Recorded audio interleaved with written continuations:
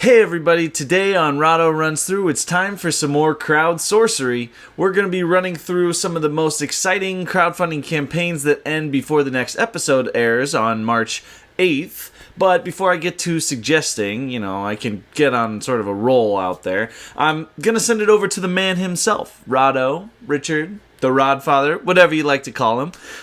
He's going to give his quick 2 cents on some of the games that we've already covered on the channel. So let's send it over to him and see what he's up to. Okay, hey everybody, and hey Alex. And one of the nice things about having a partner on this is, with Alex doing all the hard work of editing, I can get out and about, like maybe filming some of this while we're walking the pooch. There's Daisy right over there. Anyway, so what do I got? I've got 5 games to talk about that are ending in the next couple weeks. All of these have been covered on the channel, so there'll be links for this and everything we're talking about today down in the show notes. For starters, ending on February 24th, there is Set a Watch, Forsaken Isles, and Doomed Run. Okay, and basically this is a game I covered many years ago when it was originally on Kickstarter, but the interesting thing is I did a very, very short little roundup video. Shay has done a much more in-depth run-through of one of the previous Set a Watch videos now, and you can go check out his demonstration of just how deep this game goes, and oh my gosh, is it fantastic, especially if you're a solo player. A group of adventurers have to survive multiple nights fighting off waves of bad guys. One of the heroes is always the one to set the watch and keep the campfire burning while the other ones fight, and that's their chance to recuperate and basically almost play a completely different game. And I've always thought it was sharp, and now you've got the Forsaken Isles, which adds new heroes and monsters and all kinds of stuff, and Doomed Run, which adds a kind of a little mini campaign mode. The game looks better than ever, and like I said, it ends its run on February 24th. After that, we've got Tentricks, which ends on March 2nd, and oh my goodness, folks, if you want to see the most dramatic run-through that has ever appeared on the Rahdo Runs Through channel in over a decade, definitely watch the preview where Shay was joined by Paula Deming, and the two of them had a great run-through of this lovely little Tetris in a board game format with a lot of really cool special powers that make for huge, amazing, dramatic turns. And yeah, it's got to be one of the most fun to watch and drama-filled twist and turns run-throughs you've ever seen for a game that looks very, very sharp if you're looking for a really interactive take on Tetris-style board game gameplay. Tentricks ending on March 2nd. Then there is, where are you, pup? Well, I gotta go walk over this way. I lost track of Daisy. Anyway, next up, there is Search for the Lost Species. This also ends on March 2nd. Ruel did a run-through for this. This is actually a sequel to Search for Planet X. Same designers, same publisher, but very, very cool new ideas brought into this logical deduction game, and you definitely want to check out this run-through. For my money, I think this game is superior to Planet X. Where are you, Daisy? And to show it, Ruel did a run-through, and he was joined by one of the designers. So you get to see the thinking behind the game while actually playing the game. Definitely, I think it's the first time that has ever happened in, again, 10 years of filming that I've had a designer on to help with the run-through. And again, if you like logical deduction, if you thought Planet X was something, you got to check out Search for Lost Species, ending on March 2nd. Then we've got Alynthia. This one also ends on March 2nd. Big day in crowdfunding terms. Shay did a run-through for this, and this is a fantasy. You could play it cooperatively or competitively. Shay's run-through was cooperative. That's pretty much how I would have filmed it too, because when played cooperatively, this kind of has a, what if instead of fighting viruses in pandemic, we were fighting dragons that were ravaging the land and spreading like weeds, and just having outbreaks of dragons everywhere. And imagine the viruses actively seeking you out and trying to kill you with dragon fire, and that's what you get with Alynthia. But what really makes the game stand out for me, imagine a pandemic-style cooperative experience where simultaneous play is the norm. I loved this in Spirit Island, and I've seen very, very few cooperative games do it. And I'm hoping that based on how well Alynthia does it, and you can watch it just within the first 10 minutes, you can see how simultaneous play is really opening up the possibility space in a co-op. It's definitely worth checking out Alynthia for that. Plus, it also seems like it has a very well-considered competitive mode. Or you can just play solo too. But anyway, it's Alynthia. It ends on March 2nd. And finally, there is Homeworld Fleet Command ending on March 5th. And this is a very big, dudes on a map, although in this case it's spaceships on a map, tactical skirmish game, all in the lines of a Memoir 44 or a War of the Rings style game, but set in the monstrously popular, well-loved video game series that goes back 20 years or something like that. Kimberly showed off how it worked, and it looks like it works really well. I remember playing Homeworld back in the day, and this kind of, ticks some nostalgia boxes for me. One thing to bear in mind, though, folks, if you are watching the preview that Kimberly did, she was playing with a prototype. A lot of people commented saying, hey, there's no trays like in Star Wars Armada. I need trays for all my little ships. Don't worry. Go check out the Kickstarter page. There are trays for all your little ships that are almost the size of cubes, which again is true to the Homeworld spirit. Such a huge, big game. There's Daisy catching up with me. And it ends on March. Oh, another reason to go check out that Kickstarter page. There were some really diehard fans of the video game that were asking very specific questions about what about this faction and this lore and whatnot, and the developers got into the comments on YouTube and demonstrated just how deep their knowledge and love for the game goes too. So I think Homeworld is in good hands with Homeworld Fleet Command that ends on March 5th. And that's it for me. Those are what you can find on the channel, but I think Alex has a few more games to talk about, so I'll throw it back to him. Go for it, Alex. All right, thanks for the intro, and thanks Daisy for being so cute. Let's just jump right into it. The first game that we're going to be talking about today is Andromeda's Edge. It is a project that is on GameFound, and it's ending on February 23rd, which, according to my calculations, is tomorrow. So you're definitely going to want to pay attention to this one. Andromeda's Edge is a massive sci-fi game with some next-level production. There's all kinds of stuff going on. You will play as these sort of asymmetric civilizations vying for control over resources and technology in this Andromeda's Edge universe.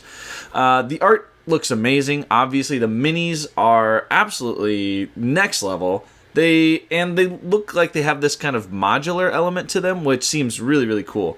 Of course, the deluxe edition is absolutely stunning as well. So, just from a visual standpoint, definitely worth checking out. As far as the gameplay goes, Andromeda's Edge looks like a veritable buffet of ideas, if you will. It's really a worker placement game, I think, at its core, but it's got a lot of elements of area control, engine building, hand management, all kinds of different stuff built in there, as well as some classic dice combat thrown in just to, spice things up. I've heard it being compared a lot to Dwellings of Eldervale, which makes sense because it's by the same designer, Luke Laurie. He's also worked on some games like Cryo and Whistle Mountain, but I think he's probably best known for these big, epic games. Either way, I'd say that the, general consensus about this one is that it improves upon the shortcomings of that previous game. So I always love when a designer gets a chance to, improve upon a system or a concept that they've visited before. So I think that Andromeda's Edge can only really benefit from that. And, for that reason, I'm super excited about it. To me, I think if I had to describe Andromeda's Edge with just one word, the word would be epic, right? This campaign takes board game production itself to the next level. It also seems though that it really has the substance to back it up. I feel like that's not super easy to find these days, so I'm really excited to see how this one nets out. Anyways, though, if you're looking for an epic sci-fi adventure that's just as strategic as it is beautiful, and that will sort of let you live out all of your Star Wars, Star Trek, Stargate, Star whatever fantasies, then might I suggest Andromeda's Edge. And, if you're really interested in this game, like I mentioned before, you better get on it. The campaign ends tomorrow, February 23rd at noon. So make sure you get your finances in order because it's going to be gone before you know it. Anyway, speaking of sci-fi adventures in space, let's talk about the next game. It's Pulp Invasion X3, the spaceship expansion, ending on Kickstarter on February 26th. So Pulp Invasion X3 is actually the third and final expansion to the original Pulp Invasion. It's a mostly solo, push your luck, bag building game where you'll be playing as a retro astronaut trying to stop the nefarious cosmic hegemony before it's too late. Now, I say this one is mostly solo because it technically does include a 2-player PvP version that I think that's in the first expansion pack. But generally, I would say this game is known for its solo mode, so keep that in mind. The gameplay itself seems pretty straightforward, definitely still strategic enough to keep your brain busy, but,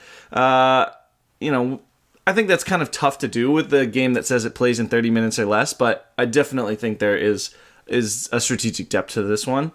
If you've played the original Pulp Invasion, you might know, or you probably know, that it's said to be notoriously tough to beat.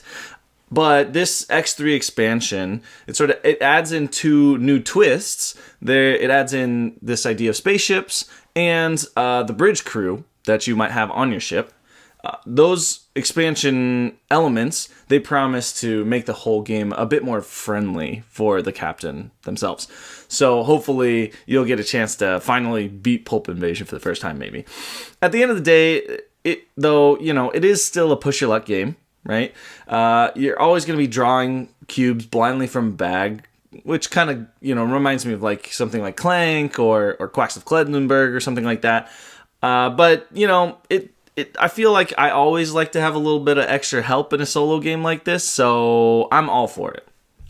I think, this new expansion seems like it is a great addition because there hasn't really been an update to the scaling of Pulp Invasion as it's gained the expansion, so I think this expansion will really start to balance things out a little bit, which will be nice. I think it is also really cool. It features more of that licensed sort of pulp artwork from the 30s, 40s, 50s, etc. I just think that is a super cool aesthetic. I know I didn't mention it before, but not a lot of games are using that. I think it's really fantastic, and I'm really surprised it hasn't been used more in board games. So that aesthetic, it's really kind of leaning into that, and I think that's great.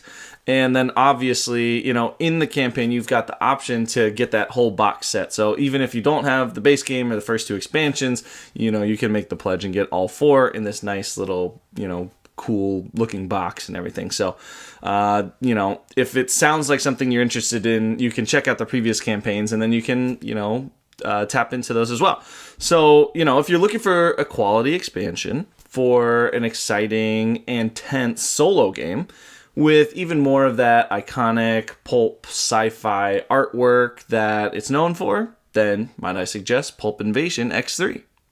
And like I mentioned before, this campaign ends on Sunday, February the 26th, so don't miss out on it. There must be something in the air this time of year because the next project we're going to be talking about is Scrap, which is on GameFound and it's ending on February 28th, but it is our 3rd sci-fi adventure in a row. But luckily, this one's a little bit less about space and a little bit more about some cool sentient robots. In Scrap, you're going to be playing as one of 6, I believe, asymmetric robot factions, competing with each other to conquer the planet and gather precious data to discover the secret to your sentience, which I think, as a theme, is really, really cool. First off, I'll say that I love the whole aesthetic of the game. I think, they've done a fantastic job with all of the artwork, the different factions and all of the pieces that come with them. I think, they definitely give off these StarCraft or League of Legends kind of vibe. So it's really cool to see that type of sort of video game style used in the tabletop space. I think from a mechanics standpoint, the game seems really interesting too. It has this really cool sort of action planning system where you've got a card, you're playing cards in a queue, so you have to be planning ahead when you are playing these cards out of your hand so that you can make sure that you can have efficient turns down the line, which I think is always nice to be planning a few steps ahead. It's a mechanic that I enjoy, so I'm looking forward to that.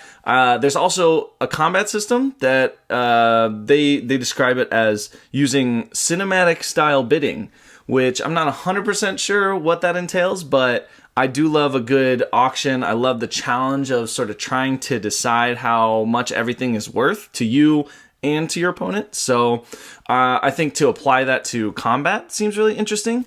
I've only seen that done maybe a handful of places, so I think that I'm really interested to see how that mechanic sort of plays out there.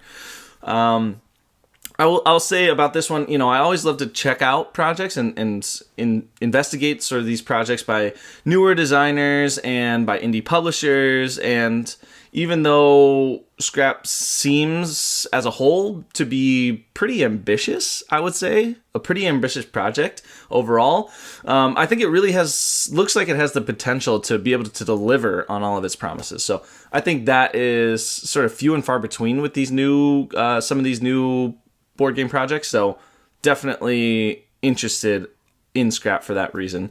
I think also, asymmetry is kind of all the rage these days. I think there's going to be some more that we talked about that have asymmetric factions as well.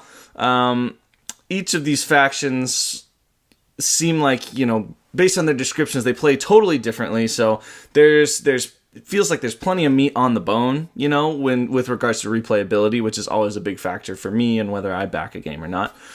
So if you're looking for a solid sci-fi 3X game with really cool art that rewards players who know how to think ahead, but also know when to kind of push their luck, then might I suggest Scrap.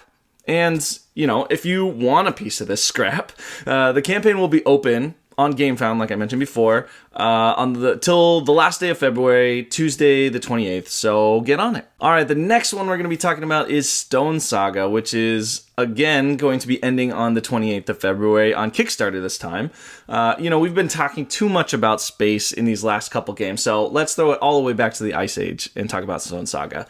Stonesaga is a prehistoric survival challenge game that comes in the form of this heavy cooperative campaign, which is a genre that has been explored recently, but I still think is kind of severely underutilized. So immediately I'm interested in what this campaign is all about.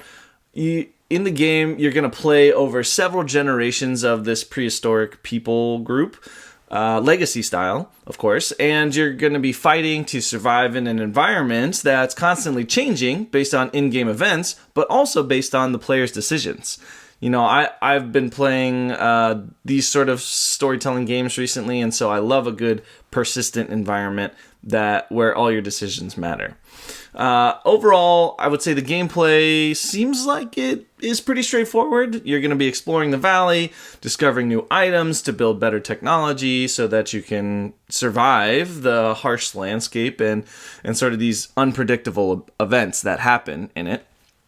I always think it is cool, like I mentioned before, when games make your decisions persistent and you have consequences for your actions, and when you get to see the consequences of your actions over multiple sessions, I just really feel like that gives every decision that you make gives it a little bit more weight.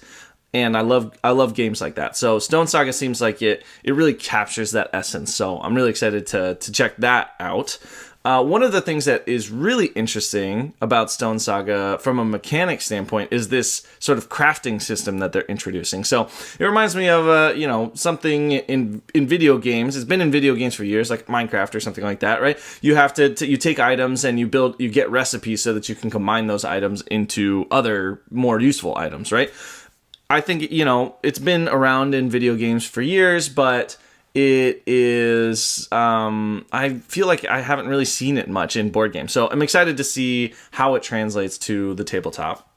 And then from another thing that sort of caught my eye about this campaign is that they say that it has been designed for drop-in, drop-out play, which means that you can still have a robust experience even if you don't get everybody in your friend group or your game group to show up every week, which I think, for me, that's a huge green flag for me, because these sort of legacy games, the biggest thing that keeps me from backing them or getting into them is just the uncertainty about having a consistent game group or having a group of people that are interested in playing this game over and over again. So just to know that each episode of the campaign seems like it can be standalone in its own right, or you can play it as part of a larger story, or you can sub people in or play with less people each round. I feel like that is gonna really benefit the playability and the accessibility of this game. So I'm really looking forward to that, and I think that really lowers the barrier to entry, especially for people like me.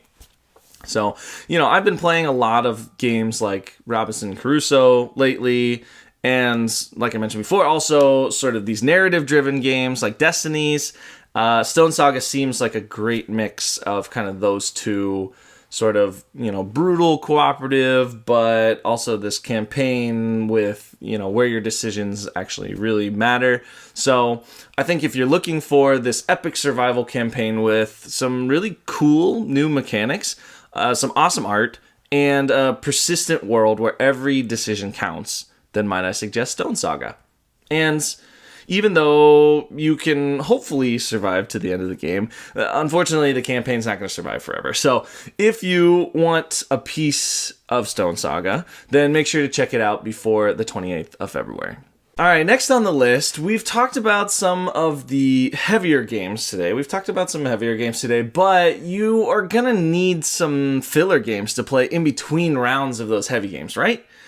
So I'm going to direct you now to this cool 4-for-1 Kickstarter that ends on March 2nd from boardgametables.com/allplay, which they're changing their name to. Really love the rebrand. Very smart. I love it. I'm a big fan.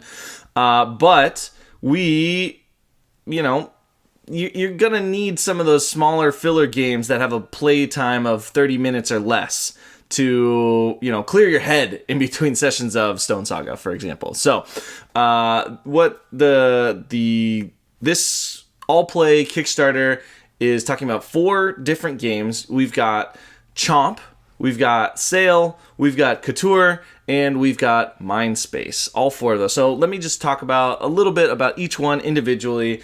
Chomp is a card-laying, drafting game. You trying to complete objectives with the best dinos. It kind of reminds me of a mix of Point Salad and Draftosaurus. So, and they say that it's part of their 1 minute to teach line, along with sort of games like Mountain Goats or Dandelions or things like that. So, it's going to be really easy to play with gamers of all experience levels, which I'm always a fan of. The next up is Sail, which is a cooperative trick-taking game, a la The Crew, for example, but it is strictly 2-player, which is an area where The Crew never really explored. So I think that's really interesting, just kind of having that back and forth. It almost feels like The Mind or something like that. Personally, I'm a big fan of trick-taking games. I'm from the Midwest originally, so we've always been playing euchre my whole life, so this one definitely has me really intrigued. The next one is Couture, which, first off, I'll say about this one, I love the art, I love the theme of this one. As someone who went to design school, I really don't think this fashion design theme is explored enough, so I'm super excited to kind of, see how it plays out. I really love the attention to detail and the croquis that they used and all the different art that they used in the game. So I think that's great. The game itself also has some simultaneous reveal auction stuff happening in it. I'm not 100% sure about how that actually goes, but it seems like it could be really similar to a game like Modern Art, for example, which I love. So I'm definitely stoked to check this one out. Love the theme, love a good auction game. So Couture definitely has my interest. And lastly, the last game is Mindspace. So Mindspace, it's a polyomino roll and write game. So immediately that makes me think of something like Silver and Gold, or I guess like Cartographers or something. But the theme and the art actually are kind of giving me mind management vibes, which is really cool. I think that's it leans into that sort of cerebral space a little bit. and you're collecting different sort of these emotions and things like that. So I'm really excited to check that out. I love both of those genres smashed together, and the game itself seems pretty simple, but really exciting. So definitely excited about Mindspace as well. So I think there's a lot of cool things happening with this campaign, and of course, if you don't want all of them, you don't have to back all of them. You can back each of them a la carte if you'd like, but you can also get a discount if you back all 4 of them at a time.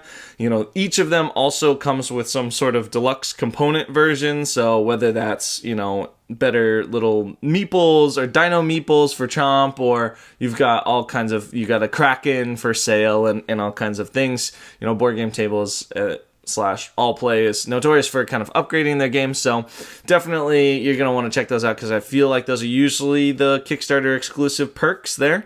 But anyways, if you're looking for some solid filler games, right? These are all filler games, but if you're looking for some solid filler games with some diverse themes and diverse mechanics to play with folks from all different backgrounds and all experience levels, then might I suggest this awesome campaign from Allplay. And if any of those games sound good, even if just one of them sounds good to you, you should make sure to check out this one. Like I mentioned before, the campaign ends on Thursday, March 2nd, so make sure you hop on this one. And the last one we're going to be talking about is Blueprints of Mad King Ludwig, which ends right before our next episode airs on March 7th on Kickstarter. Did we save the best for last? I'll let you be the judge of that. But the Blueprints of Mad King Ludwig is a flip and write game in that sort of Mad King Ludwig universe that Bezier Games has sort of become known for at this point. As far as weight goes, my guess it's likely going to be a little bit less thinky than the original game, but it does seem to bring in some new challenges with sort of the mechanical changes to the game that I'm definitely interested in. So the main core of the game seems like it remains similar, right? You're going to be building this castle, the weirdest castle, to score the most points for Mad King Ludwig. The execution, though, is totally different, which I am here for. I'm totally here for that. You're going to be drafting and playing these rooms to draw into your castle each turn, and you're going to be vying for, to complete these objectives from the Mad King himself, right? As you place rooms in your castle, you're going to unlock crazy combos, which is always my favorite part of a roll and write. I love that sort of mechanic. I loved it in Three Sisters. I loved it in Fleet the Dice game. So I'm sure I'm going to enjoy it here.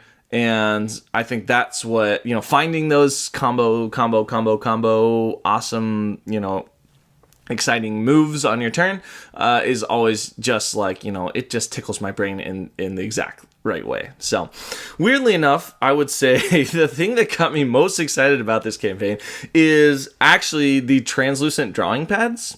There's also multiple colored pencils and a pencil sharpener included in the game.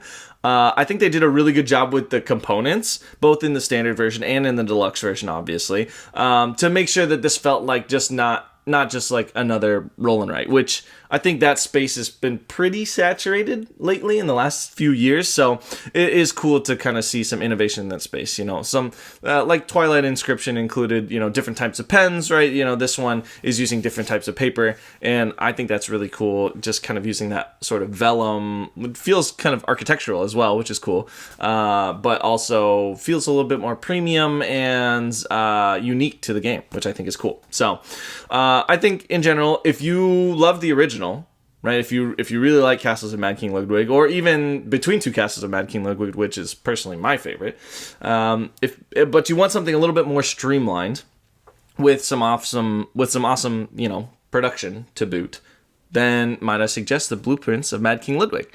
And like I mentioned before, the campaign itself ends on Tuesday, March 7th. So you probably got enough time to ask Mad King Ludwig himself whether this one is right for you. Anyways, that does it for today's episode of Crowd Sorcery. If there's any games that I missed that you're interested in, feel free to drop me a note in the comments. Or, if there are any games that I talked about that you're super stoked on, drop that in the comments as well. As always, make sure that you subscribe to this channel, and if you like what I'm doing, feel free to check out my channel called Might I Suggest a Game. It's a channel devoted to helping you find your perfect board game.